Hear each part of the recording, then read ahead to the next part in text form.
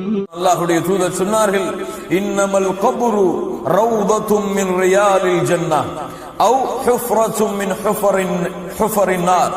ஒன்று கபருடைய குழி என்பது சொர்க்க பூஞ்சோலைகளில் ஒரு பூஞ்சோலையாக இருக்கலாம், அல்லது நரகத்துடைய படுகொலிகளில் ஒரு படுகொலியாக இருக்கலாம். யாருக்கு எது என்பதை அவர்களுடைய அமல்கள் தான் தீர்மானிக்கும். எது தீர்மானிக்கும்? பெயர் தீர்மானிக்காது, ஆட்சி அதிகாரங்கள் தீர்மானிக்காது, அழகு தீர்மானிக்காது, செல்வம் தீர்மானிக்காது. யாருக்கு சொர்க்கத்துடைய பூஞ்சோலை, யாருக்கு நரகத்துடைய படுகொலி என்பதை அவர்களுடைய நல்லறங்கள் தான் தீர்மானிக்கும். கண்ணியத்துக்குரியவர்களே, அல்லாஹ்வுடைய தூதர் முஹம்மது ரசூலுல்லாஹ் ஸல்லல்லாஹு அலைஹி வஸல்லம் அவர்கள் சம்பந்தப்பட்ட ஒரு மிகப்பெரிய ஹதீஸை பரா இப்னு ஆசிப் ரலியல்லாஹு அன்ஹு அவர்கள் அறிவிக்கிறார்கள். خرجنا مع النبي صلى الله عليه وسلم في جنازة رجل من أنصار فانتهينا إلى القبر ولما يلحد فجلس رسول الله صلى الله عليه وسلم وجلسنا حوله وكأن على رؤوسنا الطير وفي يده عود ينكت في الأرض فرفع رأسه. அல்லாஹ்வுடைய தூதர் முஹம்மது ரசூலுல்லாஹ் ஸல்லல்லாஹு அலைஹி வஸல்லம் அன்சாரியுடைய ஒரு ஜனாசாவை அடக்கம் செய்துவிட்டு சஹாபாக்களோடு ஒரு இடத்திலே அமர்ந்திருக்கிறார்கள். தலையிலே பறவைகள் உட்கார்ந்திருப்பதை போன்று சஹாபாக்கள் அமர்ந்திருந்தார்கள் அந்த சபையிலே. அல்லாஹ்வுடைய தூதர் முஹம்மது ரசூலுல்லாஹ் ஸல்லல்லாஹு அலைஹி வஸல்லம் தங்களிடத்திலே இருந்த ஒரு குச்சியை எடுத்து பூமியை அப்படியே சிந்தித்தவாறு நோண்டி கொண்டிருக்கிறார்கள். பூமியை ஒரு கோடு போட்டுக் கொண்டே இருக்கிறார்கள், தேய்த்துக் கொண்டே இருக்கிறார்கள். திடீரென ஃபரஃபஅ ரஅஸஹு, தங்களுடைய தலையை உயர்த்தி சொன்னார்கள், ஃபகால இஸ்தஈது பில்லாஹி மின் அஸாபில் கப்ர். சுப்ஹானல்லாஹ், சுப்ஹானல்லாஹ். அல்லாஹ்விடத்திலே உங்களுடைய கபருடைய வாழ்க்கைக்காக நீங்கள் பாவ மன்னிப்பை, நீங்கள் பாதுகாப்பை தேடிக்கொள்ளுங்கள். இஸ்தஈது பில்லாஹ், அல்லாஹ்விடத்திலே அதனுடைய பாதுகாப்பை நீங்கள் தேடிக்கொள்ளுங்கள். அல்லாஹ்வுடைய தூதர் முஹம்மது ரசூலுல்லாஹ் ஸல்லல்லாஹு அலைஹி வஸல்லம் கூறிவிட்டு மரண நேரத்திலே ஒரு மனிதன் அனுபவிக்கக்கூடிய காட்சிகளை கூறிவிட்டு அந்த உயிர் மறுபடியும் கபருக்கு கொண்டு வரப்படும் பொழுது சொன்னார்கள், ஃபதுஆது ரூஹுஹு ஃபீ சஜதிஹி ஃபயஅதீஹி மலகான், இரண்டு மலக்குகள் வருவார்கள். ஃபயுஜ்லிசானிஹி, அவனை எழுந்து உட்கார வைப்பார்கள். கண்ணியத்துக்குரியவர்களே, நான் சொல்லும் பொழுது யாரையோ இவர்கள் செய்வார்கள் என்று எண்ணிக்கொள்ளாதீர்கள். இது எனக்கும் உங்களுக்கும் நடக்க போகிற ஒரு செய்தி. என்னுடைய நிலைமையும் உங்களுடைய நிலைமையும் இதில் ஏதாவது ஒரு நிலைமையாகத்தான் இருக்கும். அல்லாஹ் பாதுகாப்பானாக. அல்லாஹ் நல்ல மக்களோடு நம்மை கொண்டு போய் சேர்ப்பானாக. கண்ணியத்துக்குரியவர்களே, அல்லாஹ்வுடைய தூதர் முஹம்மது ரசூலுல்லாஹ் ஸல்லல்லாஹு அலைஹி வஸல்லம் சொல்லுகின்ற இந்த ஹதீஸை நமக்கு பொருத்தி பாருங்கள். யாருக்கோ சொல்லுவதை போன்று நீங்கள் எண்ணிக்கொள்ளாதீர்கள். ஃபயுஜ்லிசானிஹி, அவரை எழுந்து உட்கார வைப்பார்கள். ஃபயகூலானி லஹு மர் ரப்புக், மன் ரப்புக், அந்த இரண்டு பேரும் அவரிடத்திலே வினவுவார்கள், மன் ரப்புக. எப்போது அந்த உயிர் அடக்கம் செய்யப்பட்டு அந்த காலடி சப்தங்களை கேட்டு அந்த உயிரை விட்டு அந்த மக்கள் பிரிந்து செல்லும் பொழுது. சுப்ஹானல்லாஹ், இப்படிப்பட்ட நிலைமை அல்லாஹ் ரப்புல் ஆலமீன் வைத்திருக்கிறான் பாருங்கள். அல்லாஹ்வுடைய தூதர் முஹம்மது ரசூலுல்லாஹ் ஸல்லல்லாஹு அலைஹி வஸல்லம் அதன் காரணமாகத்தான் சொன்னார்கள், மூன்று உறவுகள், இந்த உறவுகளில் எது சிறந்த உறவு என்பதை நீங்கள் தேர்ந்தெடுத்துக் கொள்ளுங்கள். முதல் உறவு, நீங்கள் மரணமான உடனேயே உங்களை விட்டு பிரிந்துவிடும். இரண்டாவது உறவு, கபர் வரை உங்களை சந்திக்க வரும். மூன்றாவது உறவு, கபருக்குள்ளும் உங்களை சந்தித்து பாதுகாக்க வரும். முதல் உறவு எது? மரணமான உடனேயே பிரிந்து செல்வது எது? எதற்காக இந்த உலக வாழ்க்கையை கழித்தோமோ, எதற்கு இரவெல்லாம் பகலானதோ பகலெல்லாம் இரவானதோ, எதற்கு காலை முதல் மாலை வரை உழைத்தோமோ, எதற்கு குடும்பங்களை விட்டு ஊரை விட்டு வெளிநாடுகளிலே சென்று கஷ்டப்பட்டோமோ, அந்த செல்வம் மரணமான உடனேயே பிரிந்துவிடும். சொத்து, சுகம், பணம், பதவி, பட்டம், கல்வி, உலக வாழ்க்கையை கழித்த அத்துணை நேரங்களும் அல்லாஹ்விற்காக கழித்த நேரங்களை தவிர மற்ற எல்லாம் அந்த மரணமான தருணத்தில் இருந்து அவனை விட்டு பிரிந்து சென்றுவிடும். இரண்டாவது உறவு கபர் வரை வரும். பாவப்பட்ட உறவினர்கள் என்ன செய்வார்கள்? தந்தையாக இருந்தால் கபர் வரை வந்து அடக்கம் செய்துவிட்டு மண்ணை எடுத்து போட்டுவிட்டு கொஞ்ச நேரம் நின்று அல்லாஹ்விடத்திலே பிரார்த்தனை செய்துவிட்டு திரும்பி விடுவார்கள். அடுத்து மூன்றாவது தடவை அது கபர் உள்ளே வரக்கூடியது. ஒன்று அவர் செய்த நன்மையாக இருக்கலாம், அல்லது அவர் செய்த பாவமாக இருக்கலாம். இந்த ரெண்டு உறவு தான் கபரிலே வரும். அல்லாஹ்வுடைய தூதர் முஹம்மது ரசூலுல்லாஹ் ஸல்லல்லாஹு அலைஹி வஸல்லம் சொன்னார்கள், அந்த ஜனாசாவை மக்கள் பிரிந்து சென்றதற்கு பிறகு 2 மலக்குகள் வந்து அவரை எழுந்து உட்கார வைத்து கேட்பார்கள், மன் ரப்புக, உன் இறைவன் யார், உன் இறைவன் யார்? அப்படியே மனனம் செய்து விட்டு இதனுடைய பதிலை அப்படியே இரவு முழுக்க பாடம் செய்து விட்டு ஒப்பித்து விடலாமா? ரப்பி அல்லாஹ். என்ன சாதாரண ஒரு கேள்வி, அல்லாஹ் யார், உன் இறைவன் யார் என்று கேட்டால் 24 மணி நேரமும் சொல்கிறோம் அல்லாஹ் என்று. அப்படி என்ன அந்த நேரத்திலும் பதில் சொல்லி விடலாமா? இல்லை கண்ணியத்துக்குரியவர்களே, இது சாதாரண கேள்வி அல்ல. இது ஒரு சாதாரண ஒரு பதிலை சொல்லக்கூடிய கேள்வி அல்ல. மன் ரப்புக என்ற கேள்வி. அல்லாஹ் யார், உன்னை படைத்தவன் யார், யாரை அழைத்தாய் பிரார்த்தனைகளே, யாரின் மீது முழுமையான நம்பிக்கை வைத்தாய், கஷ்டத்திலே யாரை அழைத்தாய், உறுதியிலே யாரை அழைத்தாய், மகிழ்ச்சியிலே யாரை அழைத்தாய், சந்தோஷத்திலே யாரை அழைத்தாய், நோயிலே யாரை அழைத்தாய், குழந்தைக்காக யாரை அழைத்தாய், அல்லாஹ்வின் மீது வைக்க வேண்டிய நம்பிக்கையில் எந்த அளவு நம்பிக்கை வைத்திருந்தாய், அல்லாஹ்வை பயப்படுவதில் எந்த அளவு பயப்பட்டாய், அல்லாஹ்வை பயந்தாயா, மனிதர்களை பயந்தாயா, அல்லாஹ்வின் மீது நம்பிக்கை கொண்டாயா, மனிதர்கள் மீது நம்பிக்கை கொண்டாயா, அல்லாஹ்வை ஆதரவு வைத்தாயா, மனிதர்களை ஆதரவு வைத்தாயா, அல்லாஹ்வின் மீது முழுமையான உறுதியான தெளிவான நம்பிக்கையை அவன் தன்மைகளை ஏற்று வைத்திருந்தாயா, அல்லது வணக்க வழிபாடுகளிலே ஷிர்கை இணை வைப்பை கலந்திருந்தாயா? இந்த எல்லா தன்மையிலும் தௌஹீதிலே சுத்தமாகி தூய்மையாகி பரிசுத்தமாகி எல்லா அம்சங்களிலும் யார் முழுமையாகி அல்லாஹ்வை ரப்பாக ஏற்று அவர் அதிலே உறுதியாக இருந்தார்களோ அவர்களால் தான் சொல்ல முடியும், ரப்பி அல்லாஹ், என்னை படைத்த இறைவன் அல்லாஹ், என்னை பரிபாலித்தவன் அல்லாஹ், எனக்கு உணவளித்தவன் அல்லாஹ், என்னை காத்தவன் அல்லாஹ், என்னை ஆதரவு வைத்தவன் அல்லாஹ். நான் நம்பிக்கை வைத்திருந்தது அவன் மீதுதான், நான் அழைத்தது அவனைத்தான், நான் வணங்கியது அவனைத்தான். வணக்க வழிபாடுகள் அத்துணை தன்மைகளையும் அத்துணை வகைகளையும் அவன் ஒருவனுக்கு மட்டும்தான் நான் செலுத்தி அவனுடைய வணக்க வழிபாட்டிலே வேறு யாரையும் கூட்டாக்காமல் சமமாக்காமல் இணையாக்காமல் ஷிர்கை கலக்காமல் அவன் ஒருவனை வணங்கினேன். இந்த தன்மைகளை ஏற்று இருந்தால் அவனுக்கு அந்த மொழி புரியவில்லை என்றாலும், அவனுக்கு கேட்கக்கூடிய வார்த்தை எதுவாக இருந்தாலும் கேட்டவுடன் பதில் வரும், ரப்பி அல்லாஹ், என்னுடைய இறைவன் அல்லாஹ். அடுத்து கேட்கப்படும், உமாதீனுக, உன்னுடைய மார்க்கம், நீ வந்த வழி எது, எந்த வழிகளிலே வந்தாய்? நாங்கள் எல்லோரும் முஸ்லிம்களாகத்தான் பிறந்தோம், இஸ்லாமைத்தான் பின்பற்றினோம், முஸ்லிம்களாகத்தான் வாழ்ந்தோம்.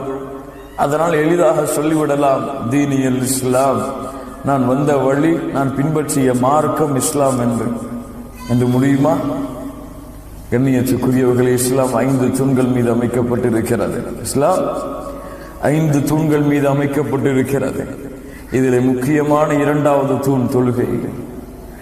தொழுகையை மறந்து வாழ்ந்தால் கபருடைய வாழ்க்கையில என்னுடைய மார்க்கம் இஸ்லாம் என்று சொல்ல வருமா? தொழுகையை புறக்கணித்துக் கொண்டிருந்தால், காலை ஃபஜ்ருடைய தொழுகையை மரணித்துக் கொண்டிருந்தால், வக்து தொழுகைகளை ஜமாஅத்தோடு பேணாமல் இருந்தால், அல்லாஹுவால் கடமையாக்கப்பட்ட வணக்க வழிபாடுகளில் சிறந்த வணக்க வழிபாடாகிய தௌஹீதுக்கு பிறகு அல்லாஹ் ரப்புல் ஆலமீன் எதிர்பார்க்கக்கூடிய வணக்க வழிபாடுகளில் சிறந்த வணக்க வழிபாடு மூசா அலைஹிஸ்ஸலாம் அவர்களுக்கு அல்லாஹ் சொல்கிறார், இன்னனி அனல்லாஹ் லா இலாஹ இல்லா அன ஃபஅபுத்னி வஅகிமிஸ் ஸலாத லிذிக்ரி.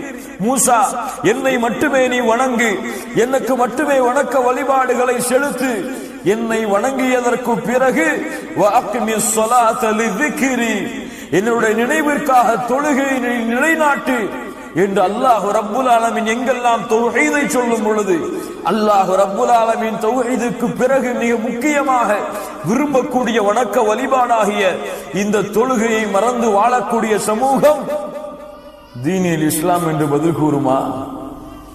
சித்து பாருங்கள். கடமையானதற்கு பிறகும் ஹஜ்ஜை நிறைவேற்றவில்லை என்றால் தீனில் இஸ்லாம் என்று பதில் வருமா?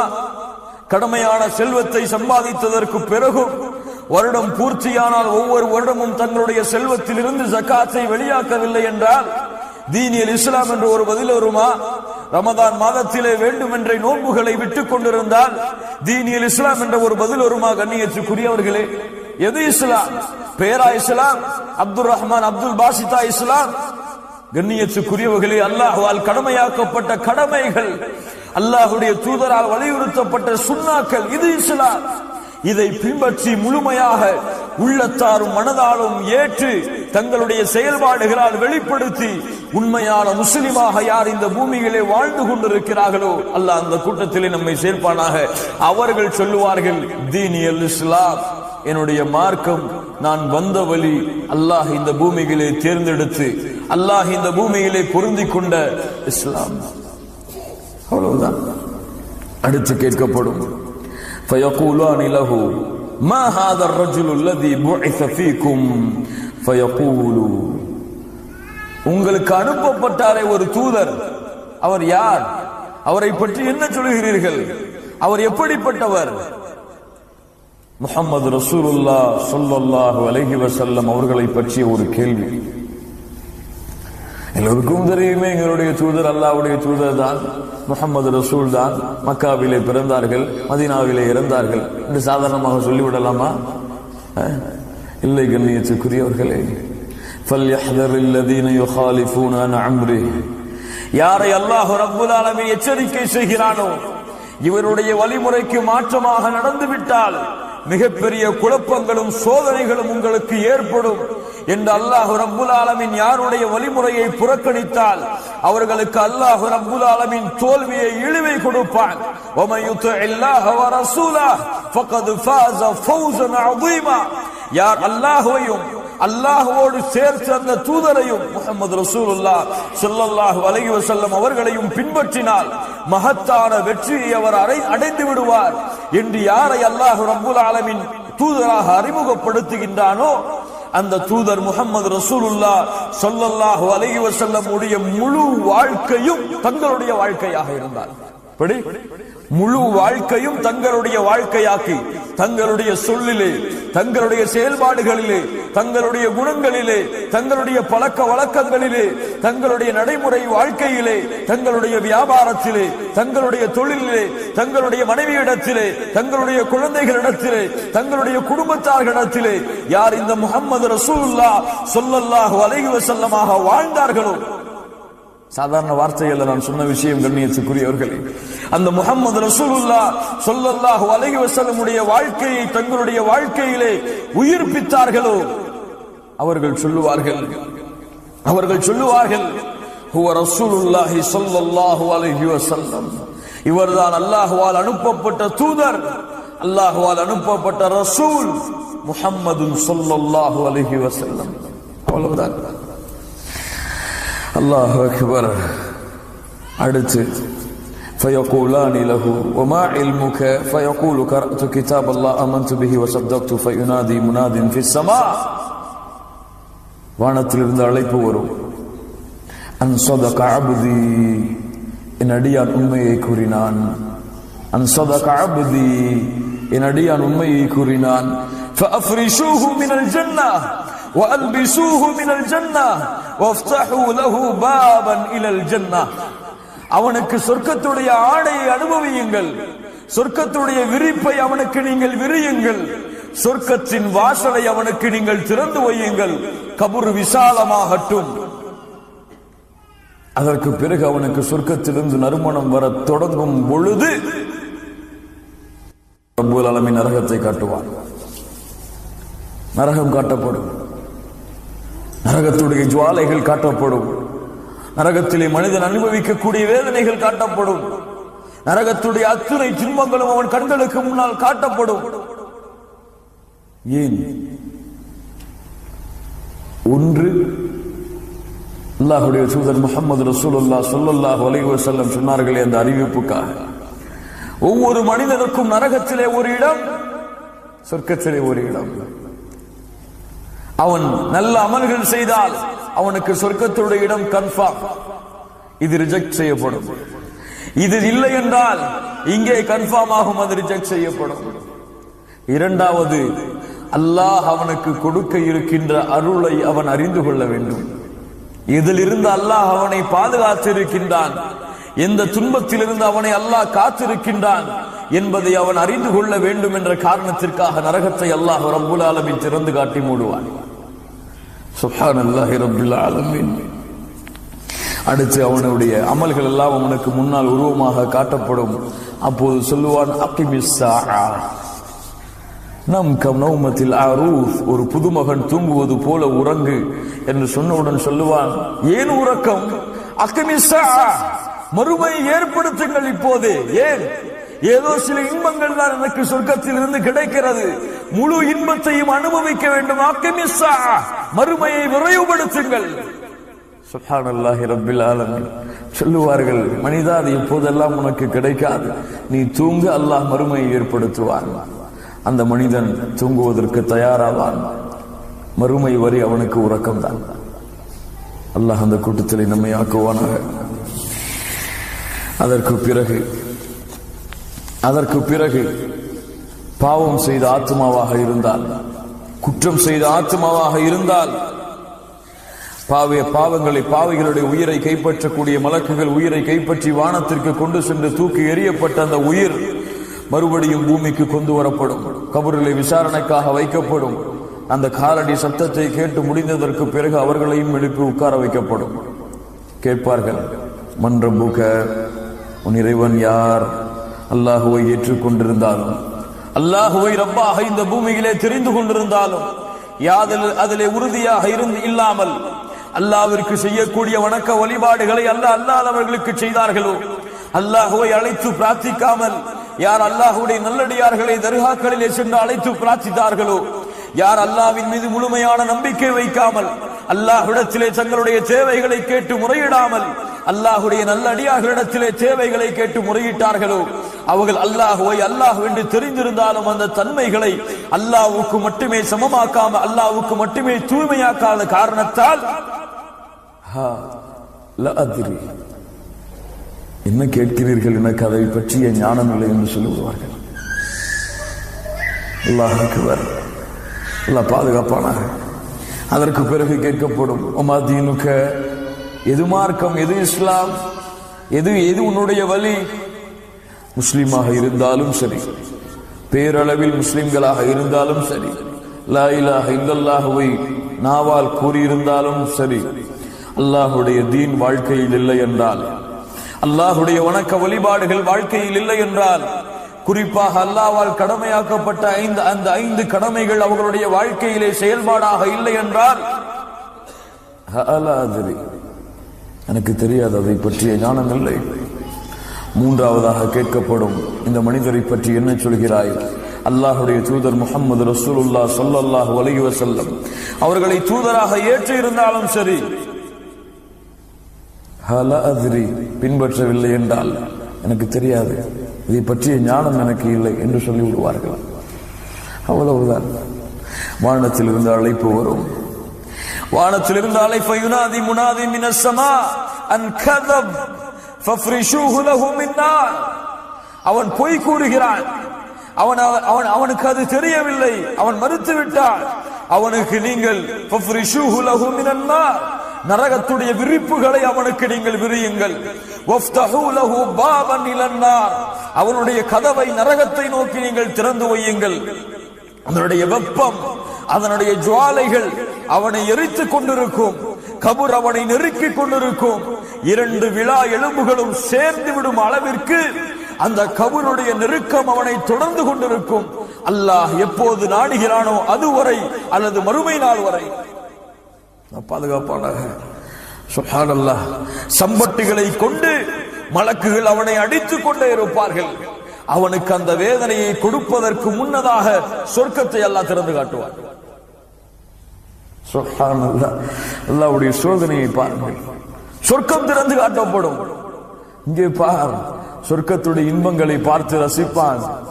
சொல்லப்படும், இங்கே உனக்கு ஒரு இடம் இருந்தது, இங்கே உனக்கு ஒரு இடம் இருந்தது, ஆனால் இதற்கு நீ தகுதியானவன் அல்ல, நீ போக வேண்டிய இடம் அடுத்து வரப்போகிறது என்று சொர்க்கத்தை மூடி நரகத்திலே சொல்லப்படும். யோசித்து பாருங்கள், கொஞ்சம் சிந்தித்து பாருங்கள். அது காட்டவில்லை என்றால் கூட அந்த வேதனை அனுபவிப்பது அதுவும் சிரமம்தான். அதை காட்டி இருந்து வேதித்தால், வேதனை செய்தால் எப்படி இருந்திருக்கும் அவனுக்கு? தொழாதவன் எப்படி துடித்திருப்பான்? நோன்பு வைக்காதவன் எப்படி துடித்திருப்பான்? கடமையானதற்கு பிறகும் ஜகாத்தை வெளியாக்காதவன் எப்படி துடித்திருப்பான்? ஹஜ்ஜை நிறைவேற்றாதவன் எப்படி துடித்திருப்பான்? அல்லாஹ்வுடைய வணக்க வழிபாடுகளை புறக்கணித்தவன் எப்படி துடித்திருப்பான்? அல்லாஹ் ஹலாலாக்கிய சம்பாத்தியத்தை சம்பாதிக்காமல் வட்டியிலே அல்லாஹ்வால் தடுக்கப்பட்ட முறைகளிலே சம்பாதித்தவன் எப்படி துடித்திருப்பான்? அதை விட்டிருந்து அங்கே சென்றிருக்கலாமே.